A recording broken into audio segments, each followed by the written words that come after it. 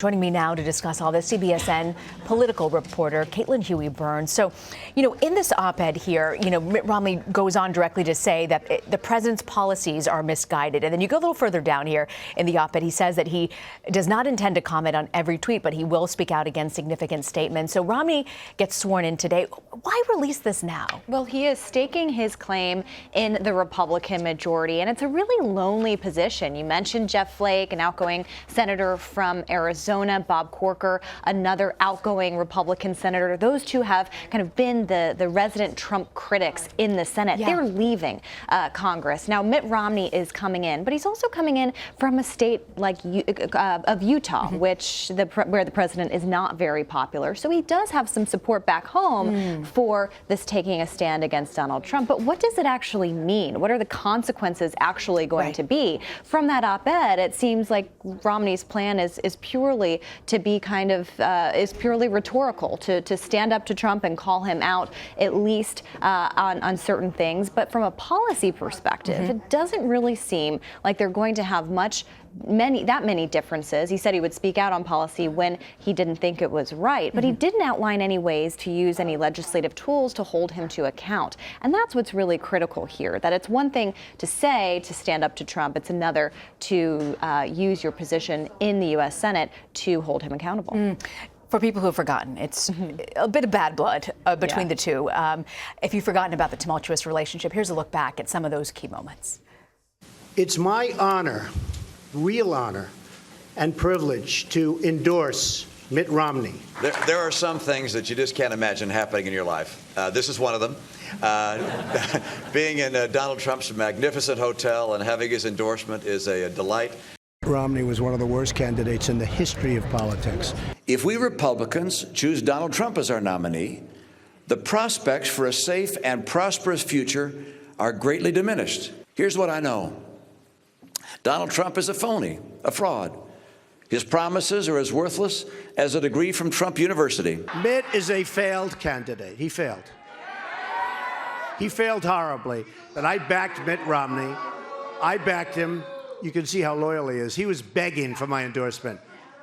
I could have said, Mitt, drop to your knees. He would have dropped to his knees. Mitt Romney, I've really gotten to know him, and I get along with him really well. I appreciate the chance to speak with the president-elect, and look forward to the coming administration. Look, Mitt's a straight shooter. Whether people love him or don't love him, Mitt Romney is a straight shooter. And yeah, he had some very nice things to say. I appreciate that. That's good. Boy, that was such a great up and down of the relationship between the two, I got to say. But, where is this relationship headed at this point? Is it just going to be antagonistic? Yeah, if you had whiplash from watching that mashup, you're not the only one, certainly. And there is a big question about what a person like Romney can actually do in the U.S. Senate in this position as a Trump critic.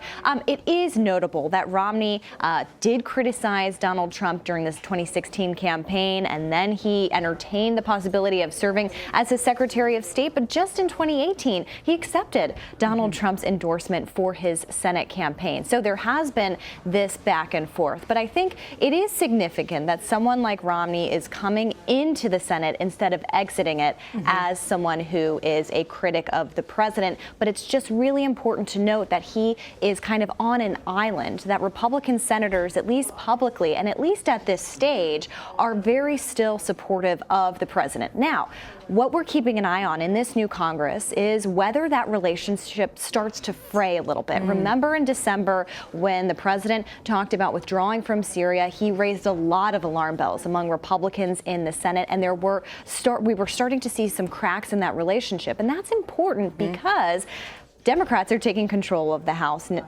in just a day. Tomorrow they will officially. They've got subpoena power. They could perhaps eventually move to impeach the president. And then that's when the relationship between Trump and Republicans in the Senate will really come into focus. It's also notable that we heard today from the RNC chairman, Ronna Romney McDaniel. She dropped that maiden name, of course, of Mitt Romney's niece. She came out against her uncle. I mean, talk about a family feud here. And Republicans are trying to unite ahead of the 2020 election. They don't want to see any inter-party clashes, and they certainly don't want to see any primary challenges. And it was also notable that John Kasich, who's often rumored about challenging the president eventually, welcomed Mitt Romney into what he called the fray. You were mentioning earlier about Republicans and on Syria and how some people distance themselves from the president on that. One of them was Senator Lindsey Graham, who came forward. But it was interesting, his reaction to Mitt Romney today. He came forward and he had this to say. He said,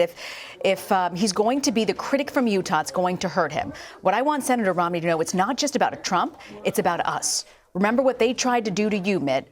When they got through with you, you were a bad guy.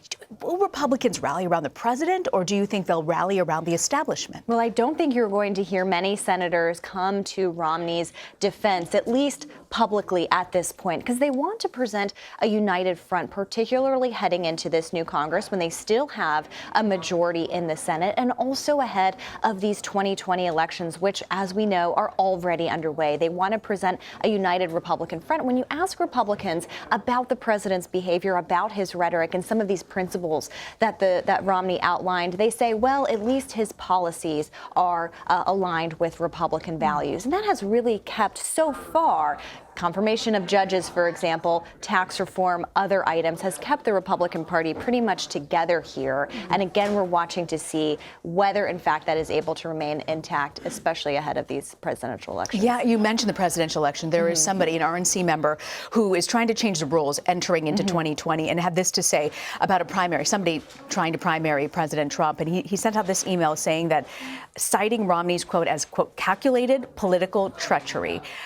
What do they want to change that would address whether President Trump gets primaried? Well, this is an opinion from one RNC member who wants to make it clear that the Republican Party is behind Trump and changing some of the rules to allow for that. We've also seen some movements, as we've reported on, in some of these early states like New Hampshire and South Carolina, either wanting to do away with the primary altogether or trying to change rules to allow for the endorsement of the candidate, the Republican candidate being Donald Trump. So you're seeing here also the Republican National Committee now joining forces with the Trump campaign, the Trump reelection campaign, streamlining staff and resources ahead of 2020 to promote one united front. And so you're seeing a lot of organizing going on behind the scenes and from a committee perspective to make sure that the president is in the best possible position heading into 2020, where a number of Democrats, as we know, are going to challenge him, and they want to make sure that Republicans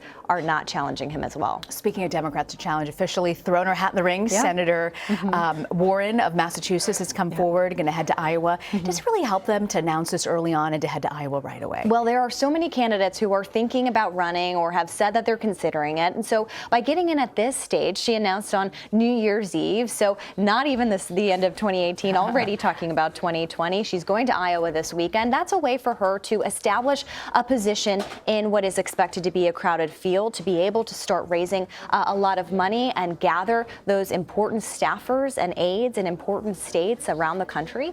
So this gives her a leg up and a way to define herself in the field, but also perhaps to send a message to other candidates thinking about it that, look, she's already in. It could help to winnow it out a little bit if other candidates see that there are already candidates in the field. So we'll see what this means, but we expect January to be a very busy month for 2020 hopefuls.